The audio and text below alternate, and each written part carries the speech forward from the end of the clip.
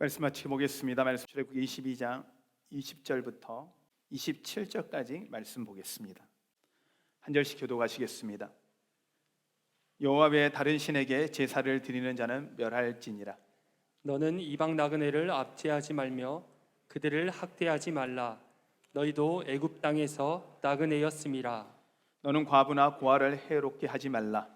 내가 만일 그들을 해롭게 함으로 그들이 내게 부르짖으면 내가 반드시 그 부르짖음을 들으리라.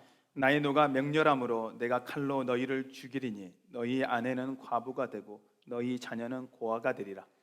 내가 만일 너와 함께한 내 백성 중에서 가난한 자에게 돈을 구워주면 너는 그에게 채권자 같이 하지 말며 이자를 받지 말 것이며, 내가 만일 이웃의 옷을 전당 잡거든 해가 지기 전에 그에게 돌려보내라. 그것이 유일한 옷이라. 그것이 그의 알몸을 가릴 옷인즉 그가 무엇을 입고 자겠느냐. 그가 내게 부르짖으면 내가 들으리니 나는 자비로운 자임이니라. 아멘. 아멘. 할렐루야. 우리 한번 같이 인사할까요? 여러분 지금까지 어떠셨습니까? 주님 안에서 좋았습니다. 여러분 지금은 어떠십니까? 주님 안에서 좋습니다. 여러분 그러면 앞으로는 어떠실 것 같습니까? 주님 안에서 좋을 것입니다. 아멘. 믿으십니까? 이 사람마다 좀 특징이 있는데 항상 과거를 추억하며 살아가는 분들이 계십니다. 과거 그때가 좋았어. 그때가 좋았어. 지금 살고 계시는 분들 중에 그런 말씀 많이 하시는 분, 그렇게 많이 하시는 분들이 많은 것 같아요. 그때가 좋은 것 같아. 그때가 좋았어. 어떤 분들은 또 이런 분들이 있습니다. 그냥 앞으로 좋을 거야. 앞으로 좋아질 거야. 라고 이야기를 합니다. 그런데요, 여러분, 우리가 그때가 좋았어도 그때 그 순간에는 현재였었고요. 또한 그 현재에서도 또 과거를 그리워했을 것이고, 미래에 그때가 좋았어라고 말하는 그때는 또 우리에게 현재로 다가올 것입니다.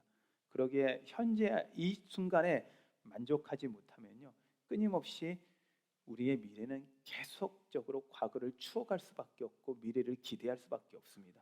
그러기에 여러분 지금 이 순간 감사하신 여러분 되시기 바랍니다. 여러분 지금 이 순간이 좋습니다. 지금 이 순간이 가장 좋습니다 라고 고백하셔야 됩니다. 여러분 이 예배하는 시간, 이 시간이 가장 여러분에게 행복한 시간이고 하나님을 만나는 이 시간이 우리에게 즐거운 시간임을 믿으십시오. 여러분 이렇게 되시면 이 순간의 즐거움을 이 순간에 여러분들이 선택하고 살아가는 것 같아요. 그런데 우리 안에 끊임없이 과거 쳐다보고 미래 바라보고 현대에 만족 못하면 만족이라는 건 찾아오지 않는 것 같습니다. 오늘 성경의 내용을 보면 출애굽기를 이스라엘 백성들을 하나님께서 출애굽하시고 나서 그 다음 시내산에 오게 하신 다음 하나님이 계명을 주세요. 그 계명이 십계명입니다. 십계명의 핵심을 두 개로 나누면 하나님 사랑과 이웃 사랑으로 나뉩니다. 그 계명을 20장부터 24장까지 25장 성막을 말씀하시기 전까지는 5장을 통해서 말씀하시는데 하나님은 어떻게 잘 섬겨야 되는지에 대한 말씀보다 대부분은 하나님께서 부탁하시는 건 관계에 대한 법을 말씀을 하십니다. 오늘 말씀을 읽었지만 여호와를 섬겨라 그러지 않으면 하나님께서 다른 신에 대해 제사 드리면 너희들을 멸하리라 라는 말씀을 한 절만 말씀하시고 그 다음은 이방인에 대해서 고아나 과부에 대해서 그리고 가난한 자에 대해서 어떻게 해야 될지를 말씀하고 계십니다. 그럼 관계에 대한 부분은 하나님께 더 많이 중요시 여겼다라는 걸 볼 수가 있습니다. 왜 하나님께서 이렇게 관계에 대해서 자세하게 말씀하셨는지 오늘 그것을 좀 살펴보기를 원하고요. 그러면 구약에서의 관계법과 신약의 관계법은 좀 어떻게 다를 건지, 그리고 현재 우리의 삶 가운데서 이 관계의 법을 어떻게 적용할 것인지에 대해서 좀 같이 말씀을 나누려고 합니다. 인생을 살면서 억울한 일 많으시죠? 여러분도 별로 억울한 일이 없는 것 같아요 보니까. 근데 저도 살다 보면 참 억울한 게 많은 것 같아요. 괜히 억울해요. 그 억울함을 좀 풀어보려고 하는데 억울함은 풀려지지가 잘 않는 것 같아요.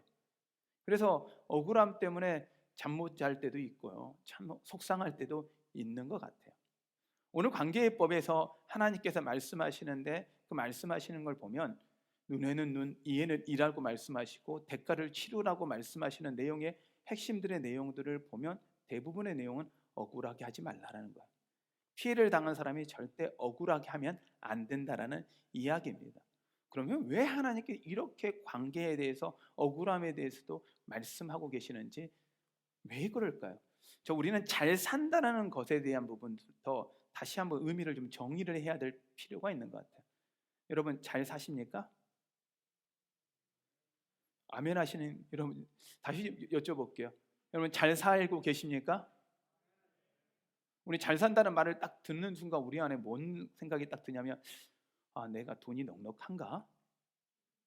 좀 넉넉하게 살고 있나? 이 마음을 딱 가져요. 저 집 참 잘 살아 하면 우리는 뭐예요? 아이들도 엄마 제 집 되게 잘 살아. 그러면 대부분의 이야기는 뭐예요? 아이들 안에서도 돈이 많은 집, 넉넉한 집, 큰 집 이렇게 생각합니다. 좋은 차 갖고 있는 집 이렇게 생각합니다. 그런데 원래 잘 산다는 의미 자체부터 우리가 정의를 좀 다시 해야 될 것 같아요. 원래 의미의 잘 산다는 개념은 제가 계속 말씀드렸지만 사이가 좋다라는 의미입니다. 저 사람 둘이 참 잘 살아. 여러분의 가족에서 가정 안에서 여러분 잘 살고 계십니까? 아멘. 여러분 서로 잘 살고 있는 거예요. 부모와 부부끼리 그리고 부모와 자녀끼리 잘 살고 있는 거. 이건 관계의 의미를 갖는 게 잘 사는 거. 사이좋게 지내는 게 잘 사는 겁니다. 두 번째는 잘 산다는 건 제대로 산다, 똑바로 산다는 말입니다. 그러면 첫 번째 잘 산다는 개념의 의미의 사이좋다는 건 관계적인 의미이고요. 그 다음에 두 번째 제대로 똑바로 산다는 개념은 기준을 갖고 있다라는 겁니다. 그러기에 여러분 잘 산다라는 개념에서 우리가 그리스도 안에서 하나님 안에서 잘 삽니다라고 이야기를 묻는다면 우리는 당당하게 이야기를 해야 합니다. 하나님과 사이가 좋고 이웃과 사이가 좋은 것, 하나님 사랑과 이웃 사랑이 온전히 이루어지는 것, 이것이 잘 사는 것입니다. 여러분 이 관점에서 여러분께 다시 묻습니다. 여러분 잘 살고 계십니까? 이 아멘 이 정도 소리 가지고는 안 돼요. 여러분 잘 살고 계십니까? 옆에 분을 이제 좀 봐봐야죠. 가정 안에서는 지금 영상으로 예배 드리시는 분들은 가정에서 가족끼리 한번 얼굴 보시고 함께 가족이 예배 드리시는 분들 그리고 옆에 계시는 분들하고 한번 잘 보시면서 한번 묻겠습니다. 잘 살고 계십니까? 옆에 사람한테 물어보세요. 잘 살고 계십니까? 네. 네. 쉽지 않은 대답이에요. 이 시대에 다른 어떤 물질의 풍요보다 이 잘 사는 거 중요한 것 같습니다. 하나님이 그런 관점에서의 관계법을 중요시 여겼던 이유도 이 잘 사는다는 의미를 하나님은 중요시 여겼기 때문입니다. 두 번째는요, 올바른 기준이에요. 우리가 이 세상은 지금 현재 기준이 무너져 있습니다. 윤리 도덕의 기준도 무너져 있습니다. 그냥 내가 좋은 게 좋은 거예요. 그냥 내가 즐거우면 즐겁고 많은 사람이 원하면 그게 법이 되는 거예요.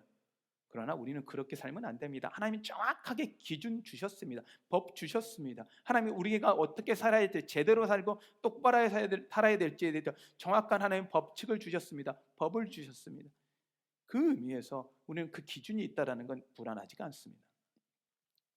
미국에서 한참 교육에 대한 그 갈등들이 많이 있었습니다. 우리나라처럼 열린 교육을 시작하고 나서 한참 갈등하고 20년이 좀 지나서 한 1985년 전 총기 사건이 일어나면서 이 미국 안에서 여러 가지 갈등을 가져오며 고민한 것들 중에 하나 교육에 대해서 어떻게 갈 것인가라는 거였습니다. 그래서 이 두 그룹을 갖고 유치원 아이들을 가르쳤습니다. 두 그룹은 한 그룹은 그냥 자유롭게 뛰어놀게 한 그룹입니다. 그리고 한쪽 그룹은 기준을 정확하게 두고 하지 말아야 될 것, 하지 말아야 될 것, 할 수 있는 것을 정확한 기준을 두었습니다. 그리고 이 두 A그룹과 B그룹을 두고 시험을 몇 년간 하고 그 아이들의 상태를 살폈습니다. 그리고 나서 이 어느 아이들이 더 당당하고 자신 있게 발표하고 아이들 안에 자신감이 많은가? 여러분 어느 그룹이 더 많이 생길까요? A그룹일까요? B그룹일까요? A는 아주 자유롭습니다. 기준이 없습니다. 그냥 아이들이 마음껏 놉니다. 아주 자유롭게 자기가 하고 싶은 대로 마음껏 해요. B그룹은 정확한 규칙이 있습니다. 하지 말아야 할 것에 대한 규칙이 있습니다. 자, 어느 그룹일까요? A그룹일까요? B그룹일까요? 대부분의 사람은 A를 했습니다. 한 90% 이상의 교육학자들이 A를 주장했습니다. 그런데 성경 교육학자들이 B를 주장했습니다. 근데 놀라운 건 B의 아이들이 훨씬 더 자신감이 있더라는 거예요. 왜 그런가 하고 연구를 해보니 하지 말아야 될 거에 대한 정확한 기준이 있으면 그것만 안 하면 마음이 편하게 한대요. 사람은 규칙이 없으면 편안할 것 같은데 규칙이 있는 게 자유롭다는 거예요. 여러분 한번 생각을 해볼게요. 교통법규가 없으면 자유로울까요? 불편할까요? 잘 지키고 계신가요? 여러분들은 혹시 나는 교통법규를 한 번도 운전하면서 어긴 적이 없다, 나는 한 번도 어긴 적이 없다 라는 분 있으시면 한번 손을 한번 들어 주십시오. 제가 선물 드릴게요. 우리는 다 어기고 살잖아요. 규칙은 내가 편하면 그냥 규칙이 되는 거예요. 근데요, 교통법규가 없으면 그거 같이 세상에 불편한 게 없습니다. 날 불편하게 할 때는 그게 법규가 싫어요. 근데 그 법규가 나를 보호하고 지킨다는 사실을 여러분 알고 계시지 않습니까? 그렇게 하나님이 정확한 기준을 주셨다는 건, 관계의 법안의 기준을 주셨다는 건 우리가 더 자유롭고 우리를 너무 더 잘하신 하나님이 우리를 더 사랑하셔서 주셨다는 것임을 여러분 기억하셔야 합니다. 근데 왜 우리 안에 불편함이 있었냐? 자꾸만 나에게 초점 맞추기 때문입니다.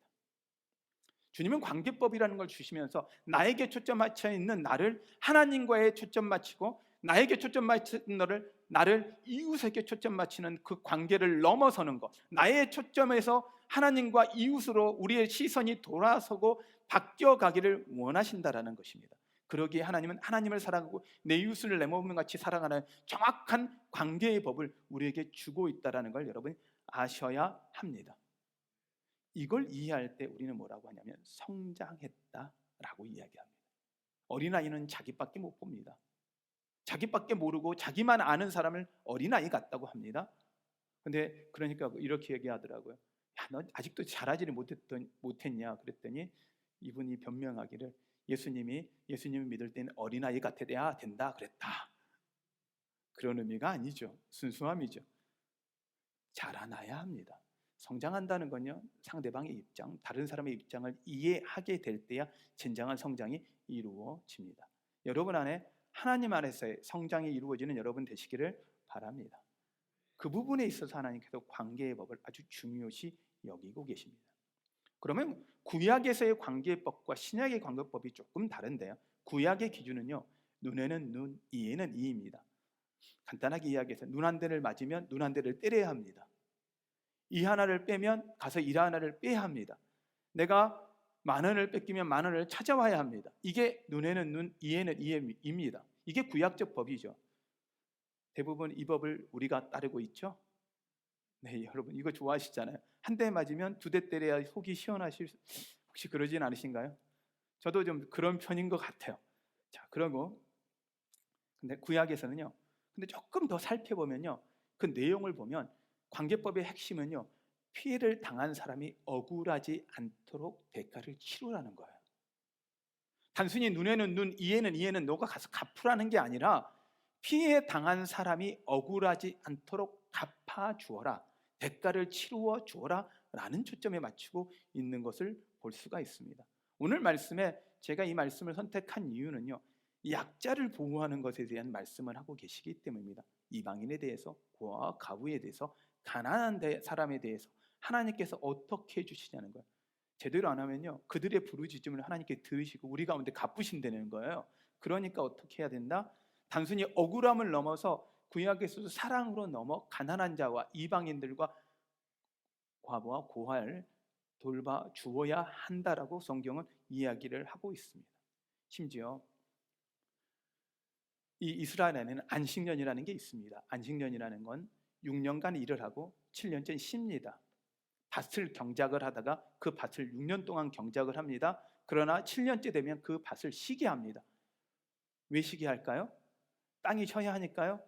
그 부분도 있습니다. 그러나 그 한 해는요, 고아와 가부가 그 쉬는 밭에서 농작물을 거두어서 그 다음에 6년을 살도록 만든 거예요.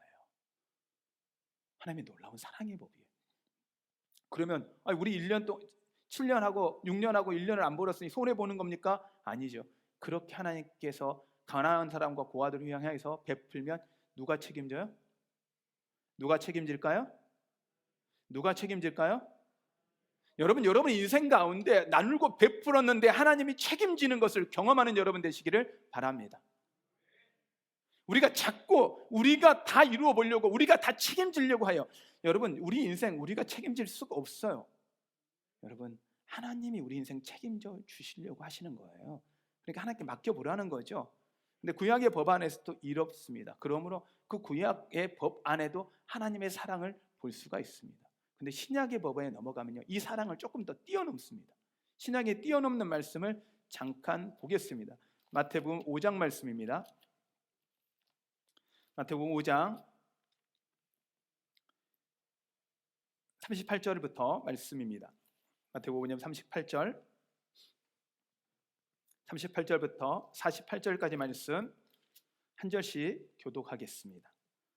또 눈은 눈으로 이는 이로 갚으라 하였다는 것을 너희가 들었으나 나는 너희에게 이르노니 악한 자를 대적하지 말라. 누구든지 내 오른편 뺨을 치거든 왼편도 돌려대며, 또 너를 고발하여 속옷을 가지고자 하는 자에게는 겉옷까지 가지게 하며, 또 누구든지 너로 억지로 우리를 가게 하거든 그 사람과 심리를 동행하고, 내게 구하는 자에게 주며 내게 꾸고자 하는 자에게 거절하지 말라. 또 내 이웃을 사랑하고 내 원수를 미워하라 하였다는 것을 너희가 들었으나 나는 너희에게 이르노니 너희 원수를 사랑하며 너희를 박해하는 자를 위하여 기도하라. 이같이 한즉 하늘에 계신 너희 아버지의 아들이 되리니 이는 하나님이 그 해를 악인과 선인에게 비추시며 비를 의로운 자와 불의한 자에게 내려주심이라. 너희가 너희를 사랑하는 자를 사랑하면 무슨 상이 있으리요? 세리도 이같이 아니하느냐? 또 너희가 너희 형제에게만 무난하면 남보다 더하는 것이 무엇이냐? 이방인들도 이같이 아니하느냐? 그럼 같이 읽겠습니다. 그러므로 하늘에 계신 너희 아버지의 온전하신 같이 너희도 온전하라. 아멘. 구약에서는 눈에서는 눈, 이에다가 거기에 억울함에 대해서는 대가를 치러주라라는 거였는데, 억울함에 초점을 맞춘다라면 신약에 오면 완전히 달라집니다. 여기 있다는 사랑이에요. 억울함을 넘어서 원수도 사랑하라는 거예요. 여러분, 원수를 사랑하기 어떻게 쉬우세요? 네, 어렵죠. 남편 사랑하기 어렵죠. 아내 사랑하기 어렵죠. 쉽지 않잖아요. 원수는 집안에 있다 그랬다고. 그러기에 여러분, 아내 남편 사랑하는 건 하나님 말씀 온전히 이루는 거예요. 사랑하시는 여러분 되시길 바랍니다. 가정의 달 마지막인데, 그런데 이제 자녀가 원수가 아니 아내 남편이 원수가 아니면 또 자녀가 하나 왼수 같은 게 있어요. 속 썩혀요. 근데요, 사랑의 바탕을 두고 있으니까 그건 또 자녀가 속 썩혀도 여러분, 솔직히 자녀만큼 우리 속 썩히는 사람이 있어요? 있어요, 없어요? 여러분들은 전부 다 효녀만 두셨나 봐요. 저도 아들만 둘 다 키우다 보니까 이게 쉽지 않더라고요. 저희 아들 참 착하거든요. 그래도 쉽지가 않아요. 근데도요, 자녀들이 속을 썩혀도 우리는 사랑해요. 그 근본 안에는 뭐가 있어요? 사랑이니까 그들이 나한테 하는 것들이 다 용서가 돼요. 가족이라는 게 뭐예요? 사랑하니까 용서가 돼요. 우리 안에 원수라는 단어가 우리 안에서 계속적으로 남아있는 이유, 억울함이 계속 남아있는 이유, 그 안에 우리 안에 사랑이 없기 때문일 수 있습니다. 주님은 그걸 아시기에 원수를 뛰어넘는 방법은 사랑이라고 이야기를 하고 계시는 것입니다.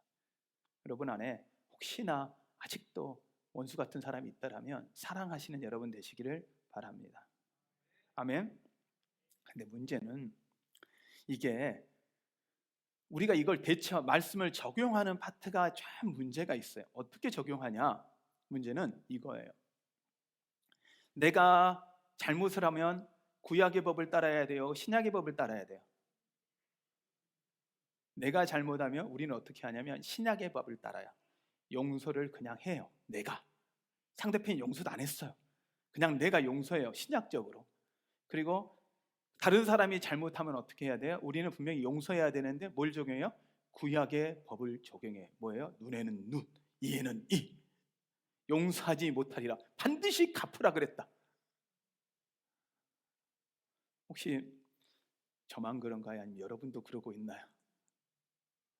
여러분 대답을 잘해 주셔야. 저만 나쁜 사람은 되면 안 돼요, 여러분. 혹시 목사가 아직도 덜 돼서 저만 그런 것 같아요. 여러분, 우리 성도님들 보니까 억울한 일 당하면, 내가 억울한 일 당하면 자꾸만 구약의 법 따르고 싶잖아요. 하나님 갚아 주시옵소서. 내가 부르짖으오니 하나님 갚아 주신다고 했사오니, 내가 부르짖사오니 그에게 갚아 주십시오 라고 기도하고, 내가 피해를 주면 하나님 용서하신다 그랬사오니 용서해 주시고. 혹시 그러고 있진 않나요? 우리 안에 관계 안에 문제가 있는 게 혹시 우리가 내 편으로 말씀을 마음껏 이용하고 있기 때문에 발생하지는 않을까요? 우리가 이제 해야 하는 건 바뀌어야 합니다. 내가 잘못하면요, 구약적으로 그 사람이 억울하지 않도록 최선을 다하여 갚아 주십시오. 아니요, 갚아 주십시오. 여러분의 부탁이 아니라 갚읍시다, 같이. 그리고 내가 나에게 누군가 잘못하면 용서합시다. 아멘이 좀 작아요, 여러분. 용서합시다. 용서 정도가 아니고 사랑하고 축복합시다. 그러면 하나님께서 우리 가운데 은혜로 더하시겠대요. 복을 더하시겠대요. 여기 멈추지 마시고, 혹시 우리 주변에 힘들고 어려운 사람이 있으면 우리 더 보살핍시다. 나눕시다. 하나님 앞에 하나님 믿기에 한번 나눠보십시오. 그럼 하나님께서 어떻게 여러분 가운데 갚아 주실 것을 경험하기 바랍니다. 왜 우리가 이렇게 해야 되냐? 왜? 아니, 억울하잖아요. 그 사람들이 이해도 안 해주고 받아주지도 않는데 왜 우리가 이렇게 해야 합니까? 라고 말할 수 있습니다. 아무리 이렇게 해도 저 사람들이 몰라요. 맞습니다. 맞습니다. 그런데도 우리가 해야 하는 이유는 간단합니다. 큰 사랑 받았으니까. 죽을 수밖에 없는 우리가 구원의 은혜 누렸으니까. 이미 너무도 큰 사랑 받았기에 우리가 그 사랑 준다고 해도 하나님께 받은 그 사랑에 비하면 얼마입니까? 우리가 지금도 큰 은혜 받고 하나님의 공급하심을 받고 있는데 우리가 나눠준다고 해서 하나님이 주시는 것에서 우리가 얼만큼 나눠주고 있나요? 우리가 받은 게 너무 크니까, 그 받은 은혜가 너무 크니까 이렇게 하자는 거예요. 그렇다면 우리가 그렇게 못한다는 건 왜 못하는 걸까요? 하나님의 은혜를 잃어버린 거예요. 지난 한 주간에도 제 안에서 조금의 억울함이 생기려고 하더라고요. 여러 문제가들이 저에게 좀 찾아와요. 그래서 제가 이렇게 분을 좀 내려고 했었어요. 근데 말씀을 읽는데요, 관계에 문제가 생기고 억울함이 생긴다라면 그것은 하나님과의 관계가 끼어져 있기 때문이다라는 거예요. 저는 그걸 딱 읽는 순간, 와, 하나님이 전율을 저한테 주시는 것 같더라고요.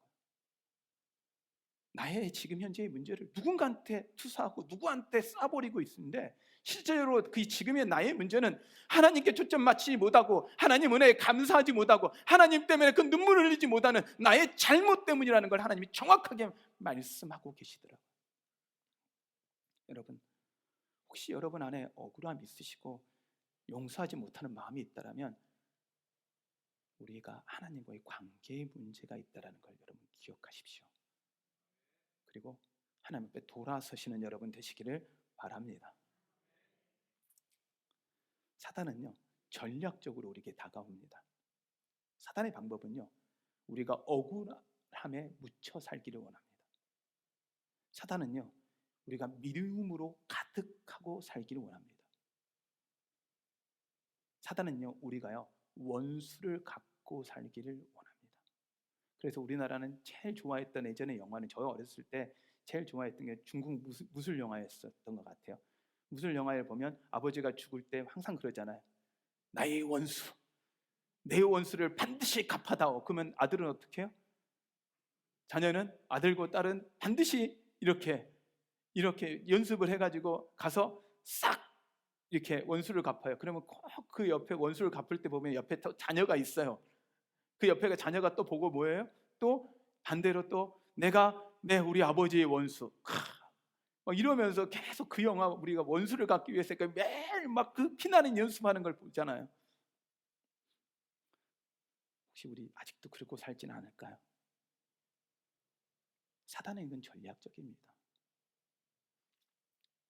행복이라는 단어를 미국에서는 지금도 75년 동안 하버드에서 연구하고 있습니다. 행복하는 방법은 뭘까? 할 때 핵심 단어를 딱 하나를 둡니다. 관계입니다. 좋은 관계입니다. 결국 잘 산다는 거예요. 사이가 좋다라는 거예요. 하나님과 사이가 좋고 이웃과 사이가 좋으면 행복이 찾아오는 거예요. 근데 사단이 그 꼴 봐요, 안 봐요? 우리가 행복하는 걸 사단이 원할까 안 원할까요? 사단은요, 여러분, 우리가 행복한 걸 절대 원치 않습니다. 우리가 쾌락에 빠져서 잠깐의 즐거움에 있기를 원하지만 그 다음에 절망으로 찾아가기를 원하는 거지, 결코 우리가 계속적인 하나님의 행복을 누리게 하지는 않습니다. 여러분 아셔야 합니다. 이제 기준이 있습니다. 사단의 기준을 따르시겠습니까? 하나님의 기준을 따르겠습니까? 사단은 원수 갚으라는 겁니다. 용서하지 말라는 겁니다.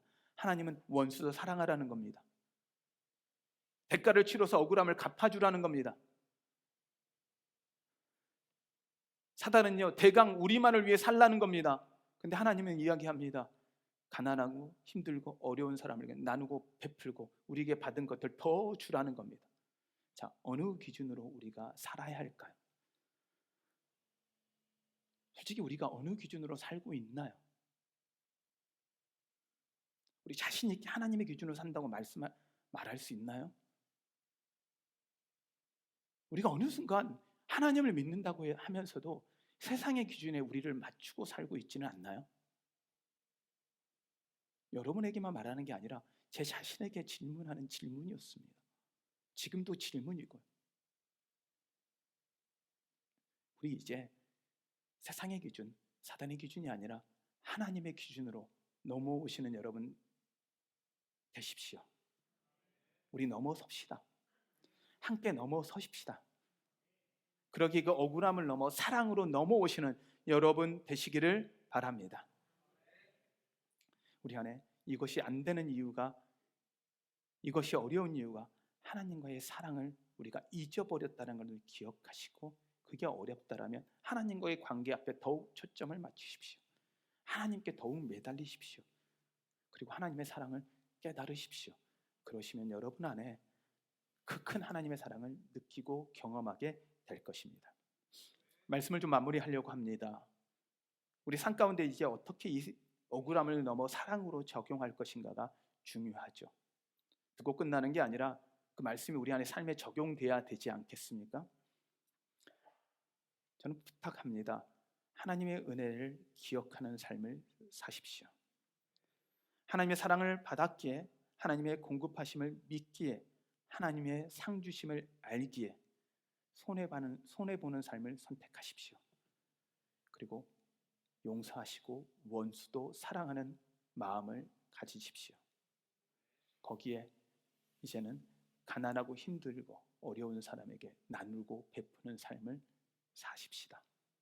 우리 함께 그렇게 사단의 기준이 아니라, 세상의 기준이 아니라 하나님의 기준을 두고 그 말씀 가운데 우리가 사신다라면 여러분, 하나님이 주시는 진정한 행복, 하나님이 주시는 기쁨을 누리게 될 것입니다. 하나님은 우리가 주님의 안에서의 기쁨을 누리기를 원하십니다. 믿으십니까? 그리고 주님이 우리에게 부탁합니다. 너희가 나의 기쁨 되기를 원한다고요. 그러면 우리가 그 기쁨 누리게 되고 세상 가운데 하나님의 기쁨을 전할 수 있는 사람들이 됩니다. 여러분 안에 초점 맞추지 마시고, 나의 것만 초점 맞추지 마시고, 이제 눈을 들어 하나님 보시고 눈을 들어 이웃을 볼 수 있는 여러분 되십시오. 그것이 하나님이 우리에게 주시는 관계의 법입니다. 하나님을 사랑하고 내 이웃을 내 몸같이 사랑하는 이 관계법이 잘 사는 법이 여러분 가운데 넘치시길 바랍니다. 아멘. 우리 함께 이 찬양 하시길 좀 했으면 좋겠는데요. 나 주님의 기쁨 되길 원하네. 누군가 나에게 기쁨 되는 게 아니라 내가 주님의 기쁨 되기를 원하십시오. 주님의 말씀 안에서 기쁨 되기를 원하고, 여러분 누군가에게 기쁨 되기를 원한다면 여러분 안에 진정한 기쁨을 누리게 될 것입니다. 사랑은요, 받을 때보다 줄 때 더 큽니다. 마찬가지입니다. 기쁨은 또 또한 줄 때 더 큽니다. 그럼 그 기쁨을 어떻게 할 거냐? 기쁨은 선택하는 겁니다. 하나님은 여러분에게 묻습니다. 기쁘냐고요? 아니요, 안 기뻐요. 그렇다면 여러분 안에 하나님의 기쁨이 없는 겁니다. 이제는 하나님이 여러분에게 기쁨 되기를 원하시고 여러분이 주님의 기쁨 되기를 원합니다. 근데 주님은 이렇게 말합니다. 항상 너는 나의 기쁨이다.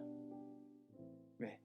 너는 내 딸이고 내 아들이기 때문이라는 거예요. 우리에게 잘나고 우리가 뭔가를 잘해서가 아니라 하나님은 우리에게 항상 말씀하세요. 너는 나의 기쁨이다라고요. 여러분 기억하십시오.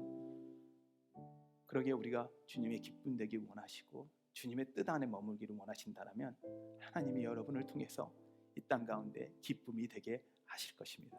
함께 찬양하겠습니다.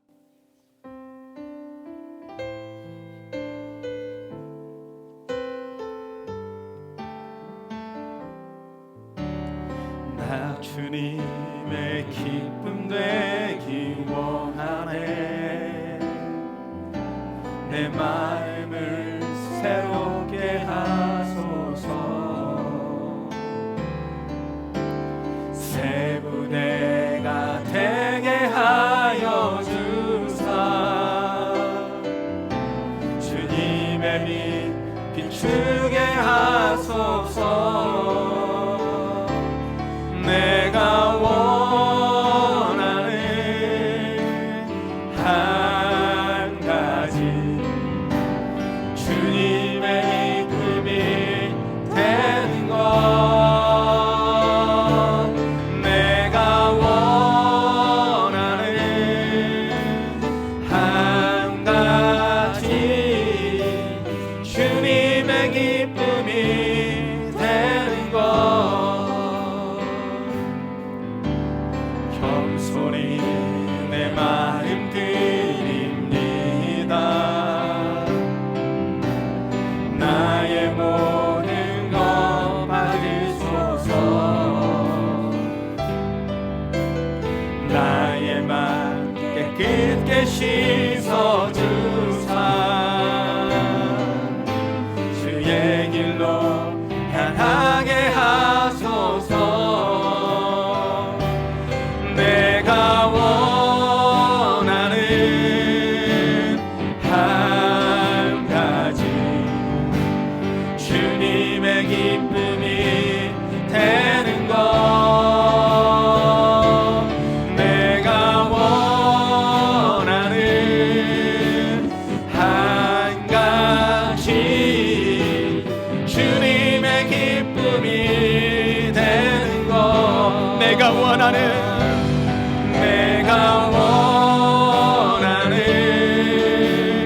한 가지 주님의 기쁨이 되는 것. 내가 원하는 한 가지 주님의 기쁨이 되는 것. 우리 시간 같이 기도할 때요,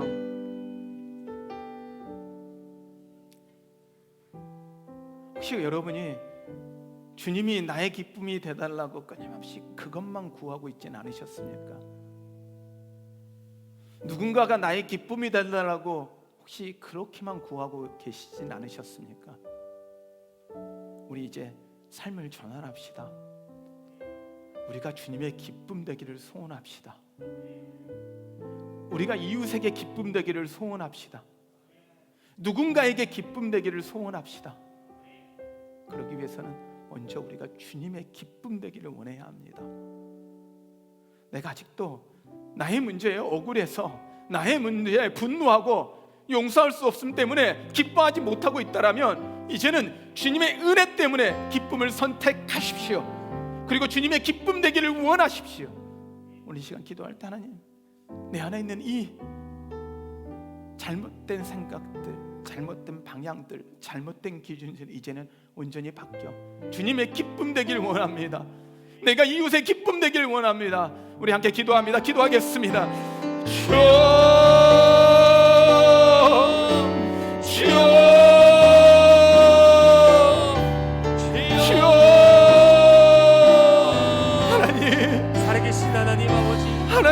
하나님 아버지, 하나님, 내가 기쁨 되길 원합니다. 주님의 기쁨 되길 원합니다. 내가 원하는 단 한 가지, 주님의 기쁨 되길 원합니다. 내가 지금까지 잘못 기도했습니다. 주님이 나의 기쁨 되길 원했습니다. 주님이 나의 기쁨 되길 원했습니다. 이제는 하나님 내려놓습니다. 더 이상 하나님, 하나님 더 이상 내 기준에서 이제는 하나님의 기준으로 시간되게 하여 주시옵소서.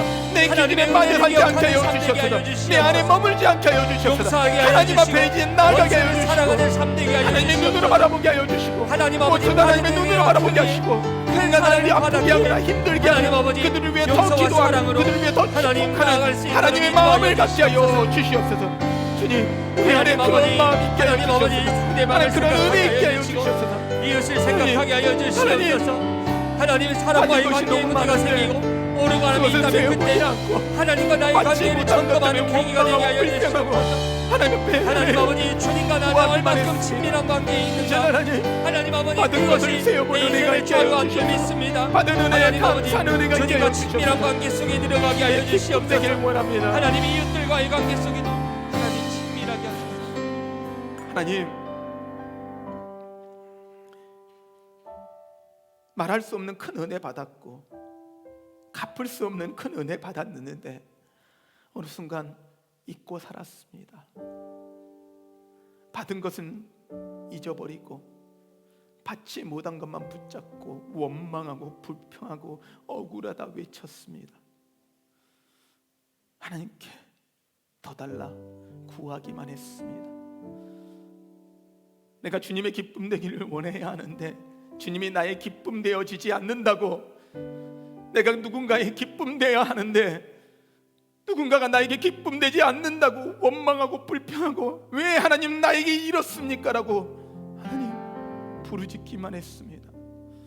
이제는 하나님, 나의 생각 바꾸기를 원합니다. 나의 눈을 돌려 주신 은혜 바라보며 주신 은혜에 감사하며 주신 은혜에 기뻐하며 하나님이 나에게 부탁하셨던 것처럼 주님의 기쁨 되기를 원하는 삶, 이 땅 가운데 하나님의 기쁨으로 살아가는 삶 살게 하여 주시옵소서. 내 힘으로 할 수 없음을 고백합니다. 할 수 없습니다, 주님. 그러나 우리 안에 계신 성령님께서 그렇게 하실 수 있음을 믿기에 주님을 의지하오니 주님의 뜻으로 주님의 길로 우리를 인도하여 주시옵소서. 우리가 믿음으로 따라가게 하여 주시옵소서. 주님의 기쁨 되기를 원합니다. 예수님의 이름으로 기도하였습니다. 아멘.